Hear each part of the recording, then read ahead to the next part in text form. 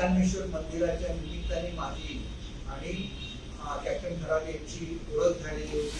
महाराष्ट्रामध्ये सध्या कॅप्टन खरात या व्यक्तीबद्दल खूप वेगवेगळ्या तऱ्हेच्या बातम्या येत आहेत. त्यांनी केलेलं कृत्य हे अत्यंत घृणास्पद आहे आणि त्यामुळे त्यांना कठोरात कठोर शिक्षा झाली पाहिजे ही सर्वांचीच भावना आहे. परंतु त्यांच्या ईशान्येश्वर या मंदिराला भेट दिल्यानंतर त्यांच्याशी असलेल्या ओळखीचा किंवा त्यांच्यासोबत असलेल्या छायाचित्रांच्या बद्दल वेगवेगळं जे बोललं जात आहे याबाबत खुलासा देणं हे मी माझं कर्तव्य समजतो. मी स्वतः एक शिवभक्त आहे आणि वयाच्या 15व्या वर्षापासून म्हणजे जवळजवळ 55 वर्ष न चुकता दर सोमवारी मी शिवमंदिराला भेट देत असतो. अशा निमित्ताने ईशान्येश्वर मंदिराला भेट दिली असता माझी आणि कॅप्टन खरात याची ओळख झालेली होती आणि त्या ओळखीच्या निमित्ताने जी छायाचित्र प्रसिद्ध झालेली आहेत त्याच्यामध्ये एक छायाचित्र ईशान्येश्वर मंदिरमध्ये शंकराची जी पिंडी असते त्याची पूजा आदरणीय शिंदे साहेब करत असतानाचा तो फोटो आहे. त्याच्यामध्ये शिंदे साहेबांच्या बरोबर उपस्थित असताना दिसत आहे. दुसरा जो फोटो दाखवला जातो हा फोटो ईशान्येश्वर मंदिरामध्ये त्याचं ऑफिस आहे या ऑफिस मधला फोटो आहे.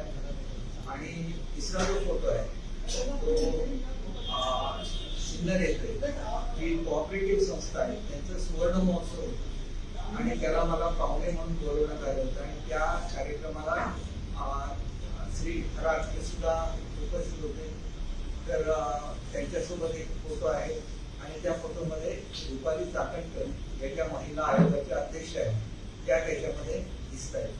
मला या निमित्ताने एवढंच सांगायचं आहे की ईशान्येश्वर मंदिराच्या निमित्ताने माझी आणि कॅप्टन खरात यांची ओळख झालेली होती आणि त्या ओळखीमध्ये ईशान्येश्वर मंदिराबद्दल किंवा शिवमंदिराबद्दल असलेल्या भक्तीची भावना जास्त आहे. त्याच्याच पोटी ती ओळख झालेली होती.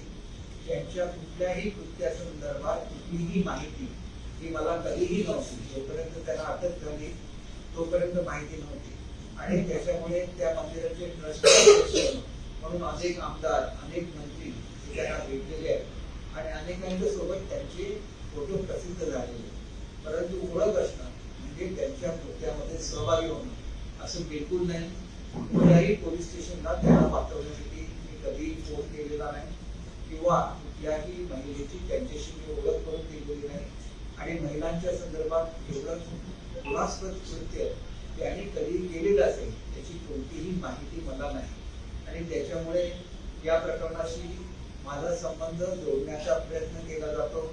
हा राजकीय द्वेषामुळे केला जातो आणि याच्यामध्ये विशेषतः उभाटाचे जे नेते ते आघाडीवर दिसतात. त्याच्यामध्ये संजय राऊत आहे किंवा त्यांच्या महिला अध्यक्ष आहेत. तर त्यांचं हे करण्याचं कारण हे एकमेव कारण म्हणजे ज्यावेळेला शिवसेनेमध्ये संघर्ष घडला आणि ज्या वेळेला उभाटाच्या वतीने महाराष्ट्र पेटवण्यासाठी जागोजागी दंगली घडवून आणण्याचा प्रयत्न केला गेला त्याच्यामध्ये मी ज्या प्रकारे आदरणीय एकनाथ शिंदे साहेबांची बाजू ही महाराष्ट्रासमोर आणली त्याच्यामुळे त्यांचा हा प्रयत्न असफल झाला. महाराष्ट्राची जनता ही शिवसेनेबरोबर राहिली आणि मुख्य प्रवक्ता म्हणून मी जी केलेली कामगिरी होती त्याच्यामुळे जे लोक अशा तऱ्हेचा असंतोष महाराष्ट्रामध्ये घडवून आणून पाहत होते त्याच्यामध्ये विशेषतः संजय राऊत होते आणि त्याच्यामुळे त्यांचा हा तप यशस्वी होऊ शकला नाही आणि या रागापोटी ते वेगवेगळी विधानं माझ्याबद्दल करत आहेत. कोणताही संशय जनतेमध्ये नसावा म्हणून मुद्दाम मी प्रेस कॉन्फरन्स घेत आहे. मी मध्यंतरी बाहेरगावी होतो, दुसऱ्या राज्यामध्ये होतो, त्याच्यामुळे प्रेस घेऊ शकलो नाही. परंतु मी याच्याबद्दल निर्विवादपणे सांगतो की याच्यामधल्या कुठल्याही गोष्टीचा माझा काही मात्रही संबंध नाही. या झालेली घटना ही अत्यंत घृणास्पद आहे त्याचा मी निषेध करतो आणि या संबंधित व्यक्तीला जास्तीत जास्त कडक शिक्षा व्हावी अशी माझी ठाम भूमिका आहे.